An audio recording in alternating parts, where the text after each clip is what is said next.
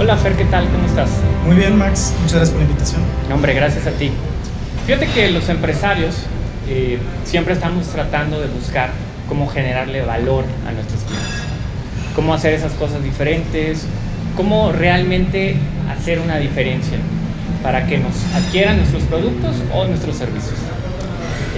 Como siempre, las ventajas competitivas es algo que debemos de tener muy presentes.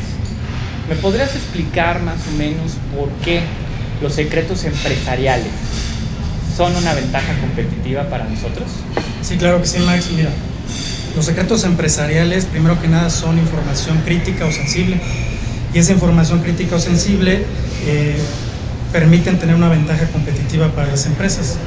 Y esa ventaja competitiva se traduce también en valor. Y ese valor puede ser cuantitativo o cualitativo, o ambas. Y básicamente se fundamenta también en los principios. Los dos principios, primero que nada, es buscar la lealtad del empleado hacia la empresa. Y la otra, buscar que entre las empresas sea el comercio de manera leal. Es decir, que no exista el comercio desleal. Y bueno, dentro de la clasificación también de los secretos empresariales, existen dos grandes grupos que vienen siendo los secretos comerciales y los secretos industriales. Y para que quede un poco más claro, me gustaría comentarte algunos ejemplos genéricos. En el caso de los secretos comerciales, podría ser estrategias de ventas, podrían ser estudios de mercado, podrían ser también estrategias de publicidad o mercadotecnia. Por ejemplo, pueden ser inclusive bases de datos también. Bases de datos de clientes, de proveedores, de suscriptores, inclusive de distribuidores, entre otros.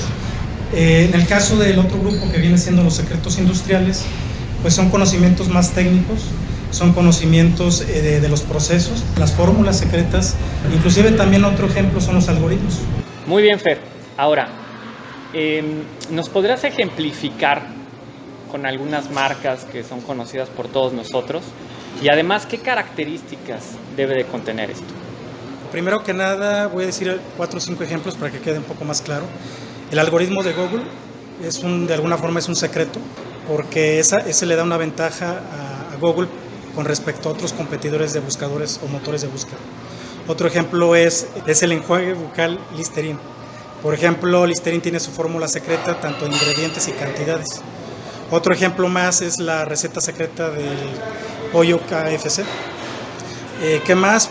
Inclusive ahí tenemos en las 100 marcas más famosas y mejor valuadas a nivel mundial del año 2019 por la agencia Interbrand. Salió una empresa mexicana que es la única que aparece en ese ranking de las 100, y esa empresa es la Corona Extra, la cerveza Corona Extra. Aparece, si no me equivoco, en el lugar número 87 y está valuada por ese secreto industrial que tiene alrededor de 6.639 millones de dólares. Entonces tiene una ventaja competitiva esa cervecera a nivel mundial. Y bueno, respecto a la segunda pregunta que me comentabas, las 4 características que deben de cumplir los secretos comerciales, industriales o empresariales, básicamente es uno, que sean confidenciales, es decir, que no cualquiera tenga acceso a esa información y que aparte sea guardado como un secreto propiamente dicho. La segunda es que también sean exclusivos, es decir, que no se pueda divulgar de forma de dominio público. La tercera viene siendo básicamente es que sean valuables, y ese valor se fundamenta en que debe ser un valor económico. Tiene que estar valuado, no importa en la moneda que sea, pero tiene que ser un valor como un activo intangible y que se pueda contabilizar como parte de una empresa. En las cuentas, por ejemplo, estado de resultados, de pérdidas y ganancias, es un activo más. Y la última viene siendo que sea una actividad lícita. ¿A qué se refiere que sea una actividad lícita? Prácticamente es que puede haber un secreto, pero si no está violando o si está violando la ley, ahí podría clasificarse sí o no en un secreto empresarial. Porque si es un secreto que va a repercutir, por ejemplo, en la salud o va a hacer daño a terceras personas, ya no se considera protegible por ese medio. Me queda claro con estos ejemplos que nos estás mostrando en este momento. Obviamente estas son marcas que todo el mundo conocemos, estas cuestiones que a lo mejor no lo teníamos muy claro, lo de secretos empresariales y cómo nos puede afectar a nosotros como empresa. Ahora pongamos un ejemplo. Yo tengo una empresa mediana, grande, chica, una pyme. ¿Cómo puedo hacer yo para que estos secretos empresariales, independientemente del tipo que sean, pues ir controlándolos, ir identificándolos dentro de mi organización y obviamente poder tomar provecho de esto? Sí, claro. De hecho, se resumen las mejores prácticas. Algunas de ellas son, en este caso, los contratos de confidencialidad, que también les llaman acuerdos de no divulgación. Buscan blindar tanto a la empresa y de alguna forma blindarse de los empleados que no divulgan a terceras personas o no divulgan esa información o comercializan esa información, inclusive con la competencia.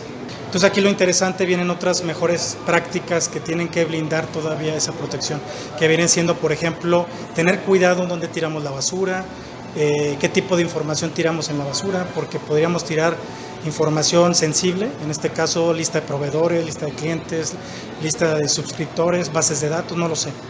La otra es tener cierta restricción a ciertas áreas de la empresa, acceso restringido en pocas palabras. La otra puede ser que en el mismo acceso restringido, pues obviamente si ahí viene implícito el proceso de cómo se desarrolla tu producto terminado, pues ahí van a tener acceso a ver, por ejemplo, las marcas que utilizas de materia prima, qué tipo de proveedores tienes. Entonces esa información sensible hay que cuidar hasta dónde tienen acceso, quién y cómo. Ok, nos diste algunos tips bastante interesantes que obviamente todos podemos ocupar y aplicar dentro de nuestras organizaciones. Pero bueno, al fin del día, como todo secreto, siempre hay alguien que quiere comunicárselo a alguien más, ¿no? Que se lo quiere divulgar, que no quiere guardarlo en su pechito. ¿Cuáles son las repercusiones? ¿Cuál es el riesgo que se corren las empresas en primera parte y las personas que lo hacen también? Sí, claro. De hecho, bueno, los secretos empresariales, cuando se infringen, se comete un delito, y ese delito puede ir desde procedimientos civiles, pero inclusive puede llegar a otras instancias como delitos penales. Entonces eso va a implicar el pago de sanciones o multas, e inclusive la cárcel. Y bueno, también otra cosa interesante es que puede repercutir inclusive en una rescisión de contrato, tanto para el empleado o terceras personas. Y otra cosa interesante en este aspecto es que la sanción o el delito va a implicar tanto al que lo divulga, al que lo comparte o al que lo comercializa, pero también al que recibe ese secreto, es decir, el que lo compra. Entonces quiere decir que afecta dos personas, físicas o morales, tanto el que lo comparte, lo divulga y el que lo recibe. Eso es interesante porque quiere decir que hay cómplices. Obviamente hay ejemplos que sabemos todos que, no sé, simplemente alguien que compra algo y lo trata de copiar, o grandes empresas que compran productos de la competencia y tratan de ver qué es lo que tiene o qué es lo que contiene. ¿Qué sucede en estos casos? Es una típica estrategia que utiliza la competencia, es decir, aplican ingeniería inversa. Básicamente lo que se espera es desarmar, por ejemplo, un celular, una laptop, lo que sea, y se le aplica ingeniería inversa para ver qué hay detrás de ese conocimiento técnico especializado y tratar de adivinar, entre comillas, cómo se elaboró o cómo se produjo, cómo se fabricó finalmente ese artículo. Entonces es una forma de alguna forma legal, es básicamente legal, pero es complicada.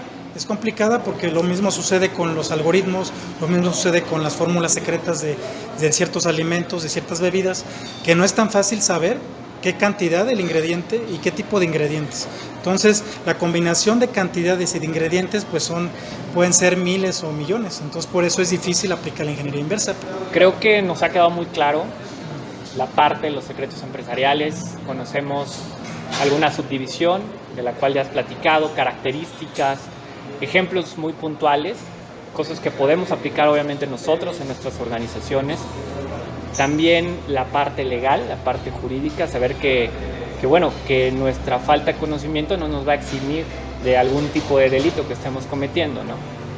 Y creo que también en el sentido del conocimiento que tienen las personas cuando hacen algo, ese conocimiento que se queda en ellos mismos, pues bueno, también lo pueden usar para bien o para mal.